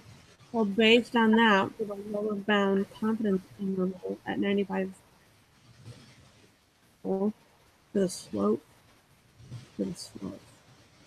What? Oh, okay, so I totally put the wrong thing. So I totally had the wrong thing because I was looking at the wrong thing. So I won't tell you what I had written down because it's wrong. It should be 8. Is this one negative? Are we using the negative 101.996? No. So with that, remember the slope is b1, and then you have the y-intercept. Oh, yeah. Gotcha. Sorry, I forgot. And Is that so what what's the asking score is for slope? it is 95% confidence. Right. Okay. So, 80. but a reminder for 38, the margin of error, it's going to be the confidence interval, so it's 0.735 minus the lower bound. 518. Hold on, hold on a second. Yeah, so 7 minus 0.518, and then you're going to divide it by 2. Which should get you 1085 Yes. or 0.109. Oh, Sorry, what are we putting for 38? 0.109. 0.9.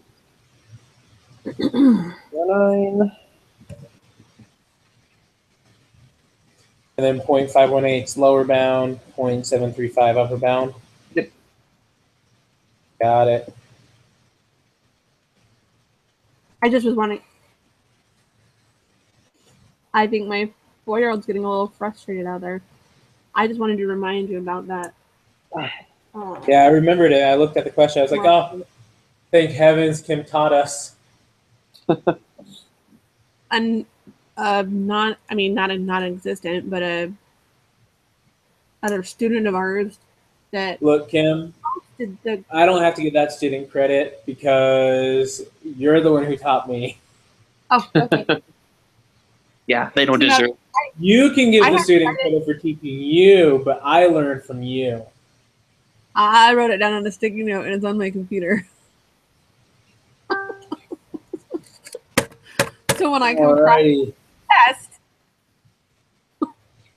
Okay, so we've got a few more questions to answer here. Like 9. Shoot me. Shoot. I would say Questions. C. Conduct the test if the slope of the true linear regression is not equal to 0. Use the correct null and alternative hypothesis for this analysis. Because that slope looks like it would be B. D. Huh? It should be D. D. Yeah, so alternate hypothesis, beta equals 0, like beta 1 equals 0. And alternate hypothesis, beta 1 is not equal to 0. Okay, I don't understand why it's that one versus the little d. I just know that's what I have written down in my book. Okay. The book never lied.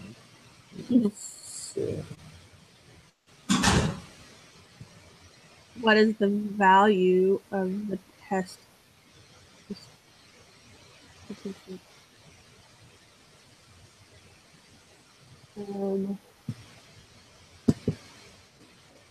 Is that our T?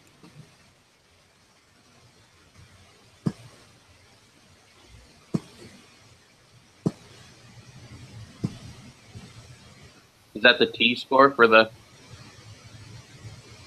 slope? Yeah, it's the slope. Like, it gives that information.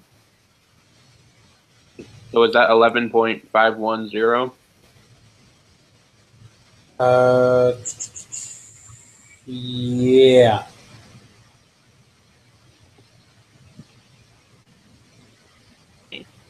So 41. The p value It's going to be 0.00.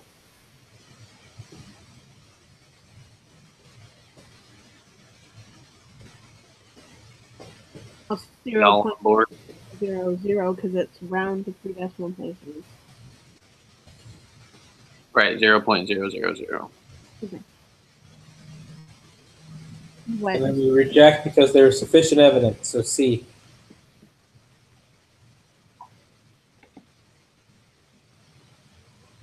Wahoo! We're on the last three. What kind of test is You this?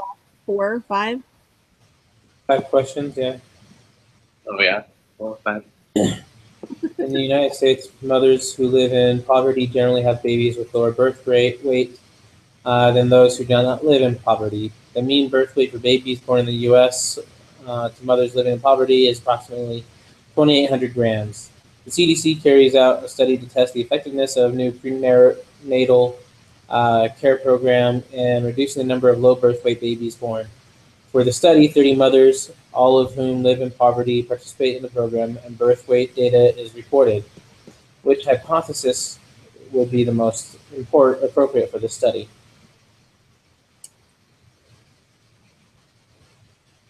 I'm terrible at these. Gosh, I kind of want to say, like, because you would want to compare it to see if it's changed. You would want to compare those who participate in the program to those who didn't. Because you need to find out if it's working or not. Yes. Well, so I that don't want to say paired sample t-test, but You don't have anything to compare it to. well, it wouldn't be A and it wouldn't be B necessarily if we're basing that off a Nick. it wouldn't be in NOVA.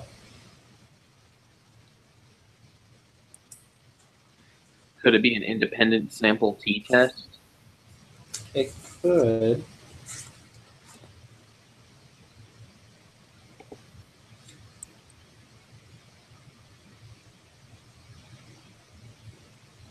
I feel like it could also be a 2 proportion.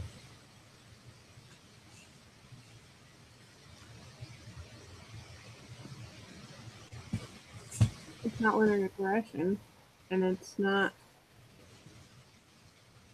a T-squared test, is it?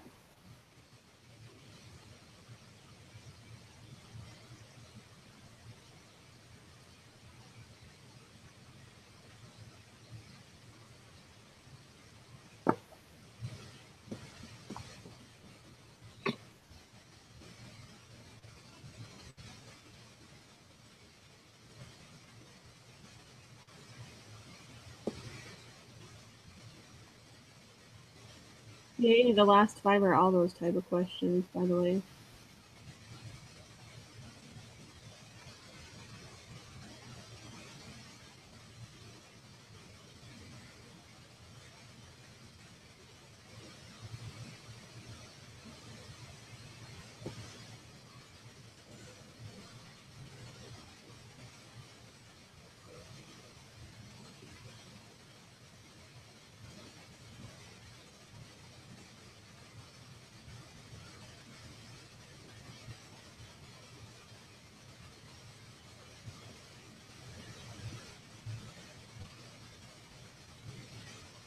And all of these last 5 questions are all these same things. 1 sample, 2 sample.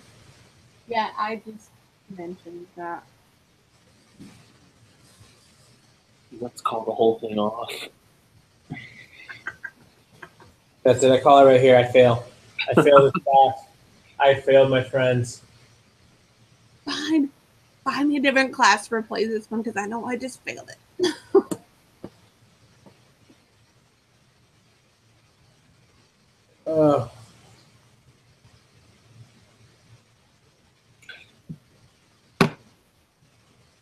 What do you guys feel about 43? I think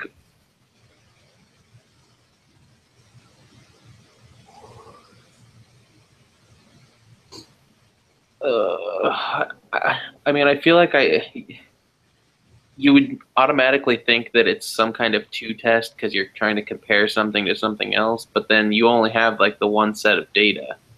Right. So I'm almost leaning towards independent sample t-test, but I also think that like Well, so we have the mean for those children born Uh-huh. into mothers living in poverty. Uh-huh. And then we have a study of 30 mothers who live in poverty who are participating in this program. So I feel like that's two different things.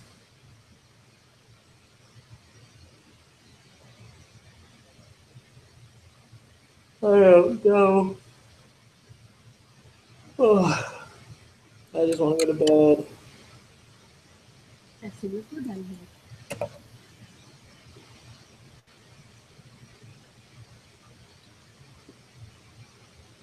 This is totally random, but have either of you guys seen the movie Coco? Nope.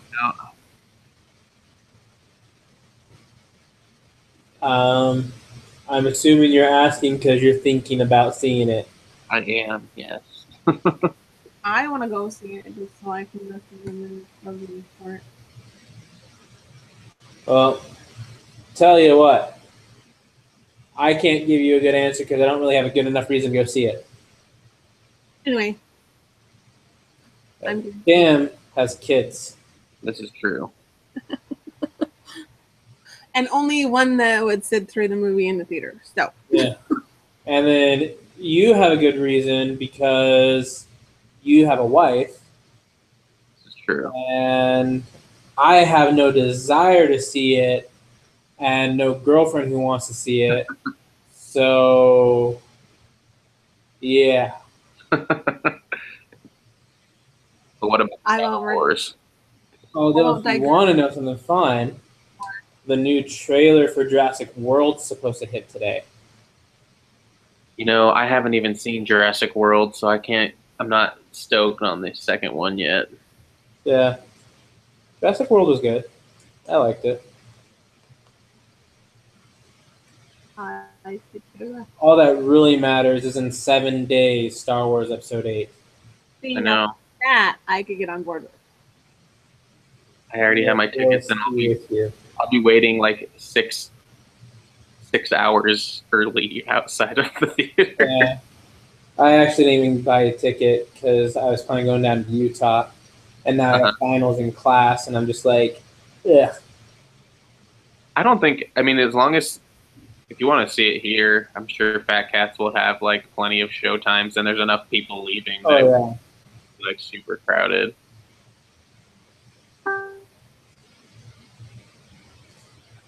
Okay, I am really bored with these questions.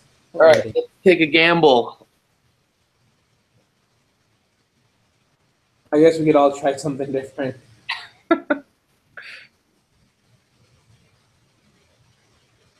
How about test of two proportions? That's what I was thinking, so I'll put that. Okay, I'm going with that. Engineers at an oil refinery find out how easily gasoline evaporates by measuring its vapor pressure. As they make gasoline, they need to determine whether its vapor pressure is high enough. Standard deviation of the vapor pressure of the gasoline made by the refinery is always 0.03 per pounds per square inch. Which hypothesis test would be most appropriate for this task? So I would say a paired or a one sample t-test. Personally, I would say a one sample t-test because it doesn't look like we're measuring it against anything else. Awesome. Wait, where's the second answer? An attorney wants to know whether the percentage of Walmart employees in Nevada who are over 45 years old is more than 30%. Which procedure would be most appropriate in this situation? Would this be a test of two proportions? Because this is like those who are older and not, or just like. But it's further tested. Or one proportion. Or is this an independent sample t-test? It's possible.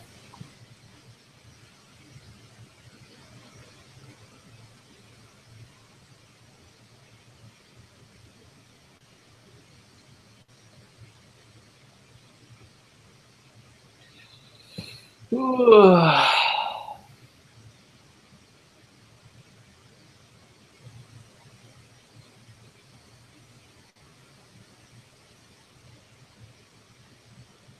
okay.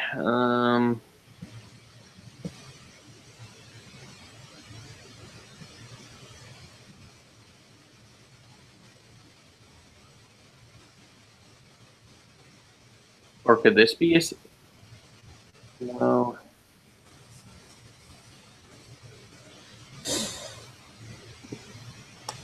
Could this just be a one sample t-test? Yeah, I'll say one sample. I don't know if it's like T or Z. What's the difference? I don't know.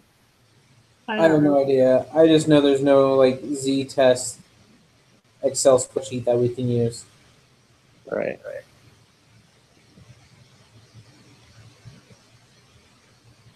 Merit. Are we ready to move on? Are we doing? I don't know. Are we putting one sample? I don't know. Or I put one sample T. independent sample or one proportion? For 45, I put one sample T. Okay. Are we putting that for 44 as well? For 44, yeah. Maybe I don't know. Maybe this is just a one proportion. I don't know. I'm gonna put one proportion For which one? for 45. Okay. I'll support you. Thank you. All I need. Marriage counselor conducted a couples study of couples categorizing each of the couples as communicative or non-communicative. Among other things, the counselor wanted to see whether the percentage of communicative couples whose marriage ended in separation or divorce was the same as those. You what? I'm gonna go get my son off the bus. Okay.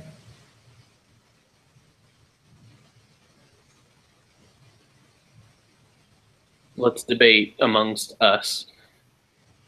Okay. Debating that the teacher had said something about this Among other things, somewhere. counselor wanted to see whether the percentage.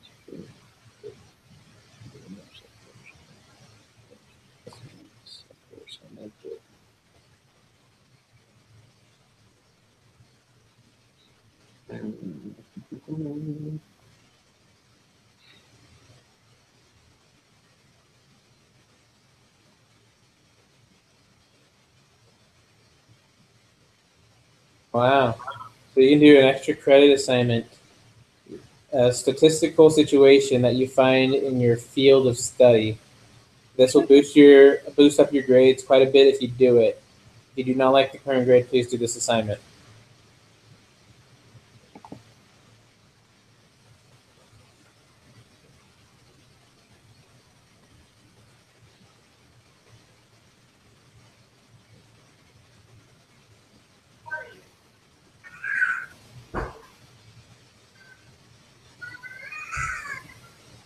Okay.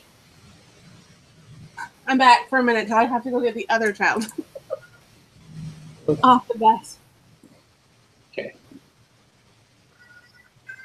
So 46, marriage counselor, communicative or non-communicative.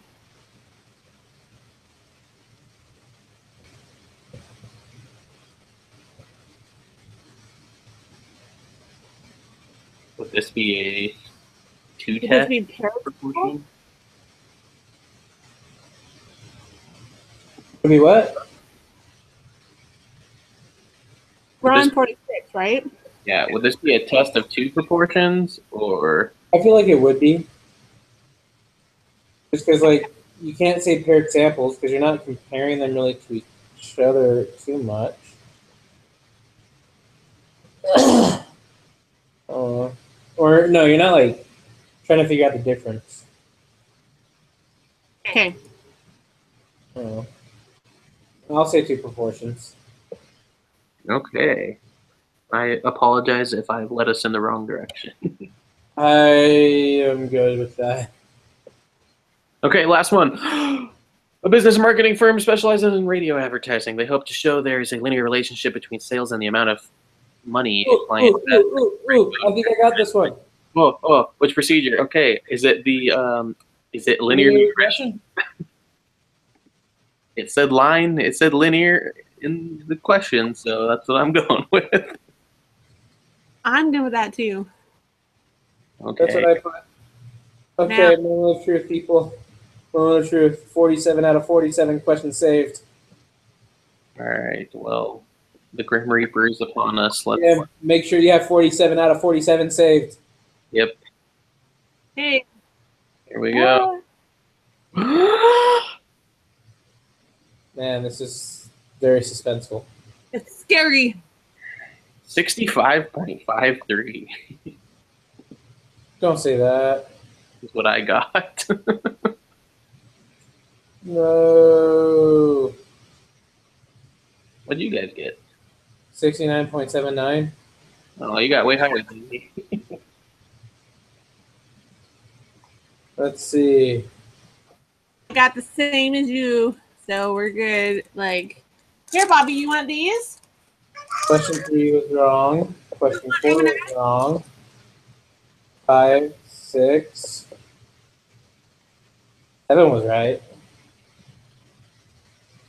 You don't want M&Ms. Come get the M&Ms. I'll open them for you. Question 11, I got 0.8 points out of 1. Yes. 13 apparently is wrong. 3, 5, 6. 18 is wrong. What did you guys get? Because I got a lower grade than you. Well, no, I think I got the same as you, Jacob. I got 67 point. No, I got a 65.53. Oh. I got 69.79. I must have defied some questions. Well, I so far have gotten 3 wrong, 4 wrong, 5 wrong, 6 wrong. You know what I'm really proud of? We got a lot of those last questions right. Did we really? 45 we got right. We got 46 right. We got 47 right. We got 47 right. I got 20 wrong. 21. We did get 43 and 44 wrong, but I will probably end up going through this later tonight and retaking it. Yeah, I'm gonna try myself just because I can use every point. Sorry if I'm like kind of distracted. All right, so if we're done with the test, you want me to end the broadcast and we can talk about the other. yes. Hold on. We had a good streak in the 30s. We got almost every single one right.